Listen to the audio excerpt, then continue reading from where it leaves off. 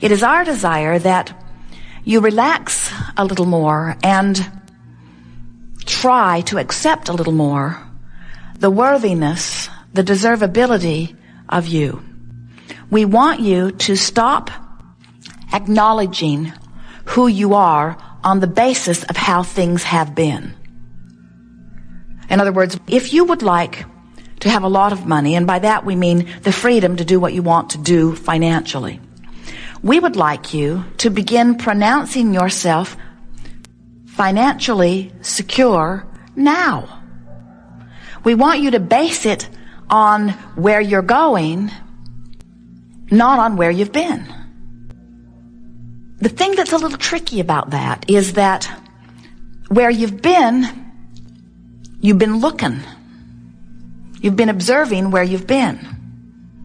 Only then it was where you were, sort of like where you are.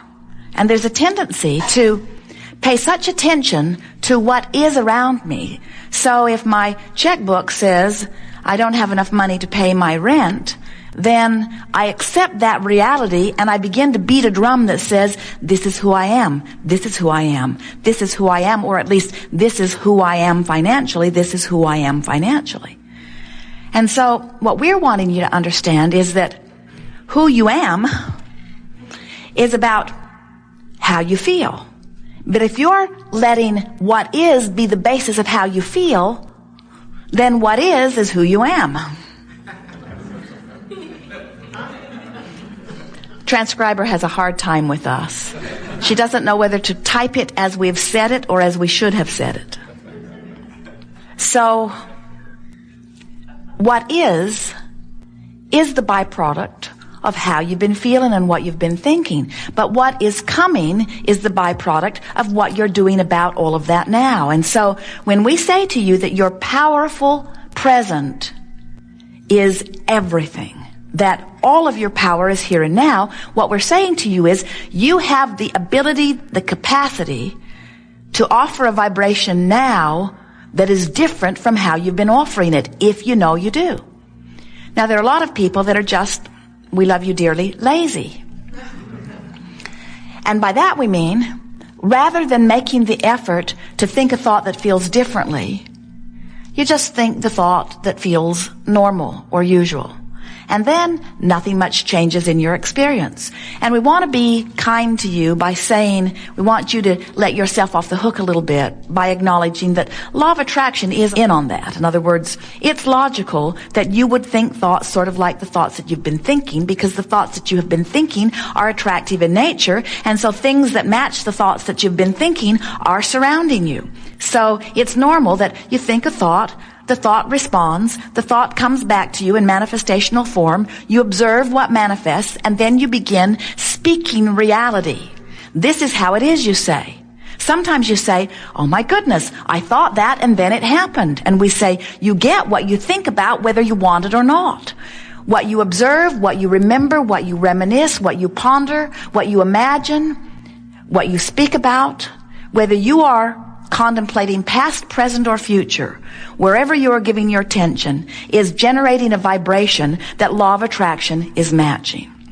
So sometimes our physical friends will say to us, Abraham, I have to give this my attention because it is true. It is a reality. It's the way that it is. And we say, we see no logic in that. But as physical humans, you really are caught up in the idea of your physicalness, your physicality.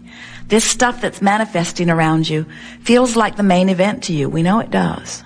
And so when something is manifested, you say, well, there it is. Let's document it historically. Let's make it a statistic, and let's talk about it never-endedly, and let's build monuments about it, and let's make sure that our children and their children and their children who had nothing to do with this event, who weren't part of it in any way, let's make sure that they never, ever, ever, ever, ever, ever, ever, ever, ever forget. Let's keep it active in their vibration. And we say, let's not. Why take something that was not enjoyed by those who lived it and continue to carry it forward into generation after generation. When you understand vibration, you don't do that. When you understand vibration, you look in your now for things that make you feel good when you see them, because you understand that when you look at something in your now that pleases you, you activate it and you're going to get more of it. When you understand the power of vibration and you're looking in your past, you don't look for the whole collage. You don't look for the big picture. You don't look for every single event. You don't try to present a balanced view. You look into your past for those things that you love the very most, and as you focus upon them, they keep repeating themselves into your now and into your future, but you don't replicate the stuff you don't want. You're too smart for that. Why drag around stuff you do not want? Because it is some reality. That's like saying, I see that person focused upon that terrible thing that he did not want long enough that he created it in his reality. And because he created it in his reality, I think I should do that too. And we say, why would you do that? We know the answer. The only reason that anyone would do that is because you don't know what you're doing. You would never do it on purpose. You would never say, oh, my friend has cancer. Let me see if I can figure out how to get some too. You would never say, oh, my friend is in a terrible relationship. Let me talk to her every day until she brings me to the place of feeling like she feels so that I can recreate that misery in my own experience. You don't say that. What you say is, I need to be there for her. And we say, what you really want to do is go with the flow. You want to go with the flow of well-being. You don't want to get out of step just because somebody else got out of sync with well-being, you see.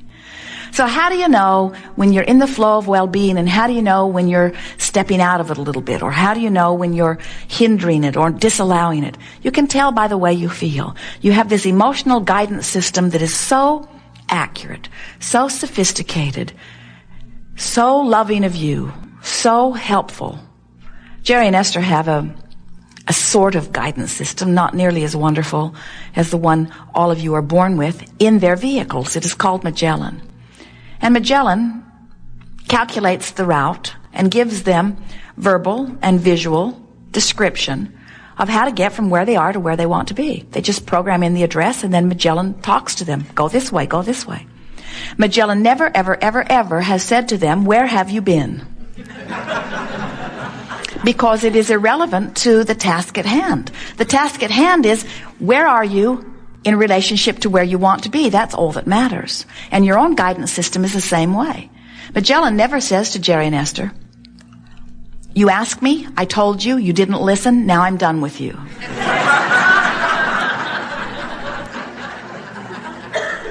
And your own guidance system is the same way. Your own guidance system is always there, fresh and willing to assist you from where you are to where you want to be. But you got to listen, and you got to know how your guidance system is talking to you.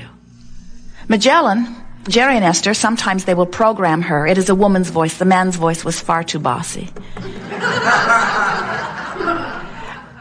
Jerry and Esther will program Magellan, and then they will get another idea.